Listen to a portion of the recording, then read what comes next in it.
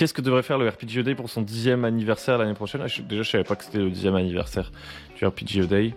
En fait, moi, on va pas se le cacher, je suis juste tombé parce que je regarde beaucoup de trucs de jeux de rôle. Bah, je me retrouve à avoir des chaînes YouTube à 4 abonnés qui me sont recommandées là, qui parlent de jeux de rôle. Donc au bout d'un moment, je tombe sur le RPG Day et c'est peut-être ça le reproche que je préfère au RPG Day. En tout cas, le truc que je verrais bien pour qui s'améliore, je sais même pas qui organise ça en réalité. Donc je parle très certainement dans le vide.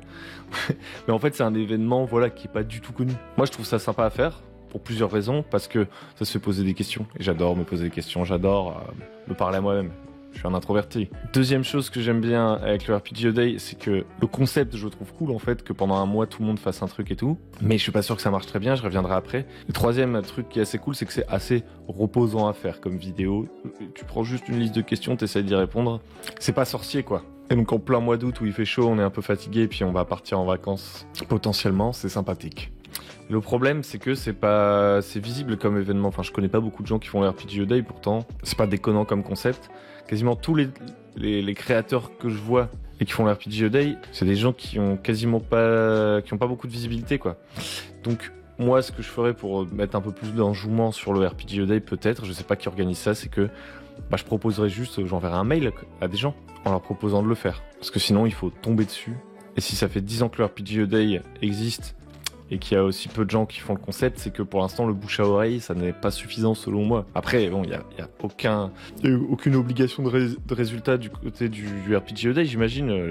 Ils sont pas là pour essayer de faire un truc incroyable non plus. J'aimerais bien voir plus de gens le faire, et potentiellement que ça ait un effet comme ça pendant le mois d'août, que ça fasse un peu vivre la chose, la communauté de jeux de rôle. Je pense qu'ils pourraient target quelques personnes, leur envoyer un mail et leur proposer de faire le truc, quoi. Je sais pas. Des débats en fait. J'ai pas sinon d'autres vraiment revendications en l'occurrence. Je dirais juste que je préférais les questions des 2 années d'avant quand même. Là j'avais un peu l'impression qu'il y avait des doublons et tout. Bon voilà. C'est tout pour moi. Je vais répondre également à la question 31. Je ne suis pas parti parce que la question 31 c'est juste quand est-ce que vous avez fait pour la première fois le RPG Day? Eh ben je l'ai fait en 2020. Puis j'ai fait 2021 et 2022. Voilà, comme ça, la question de demain est faite.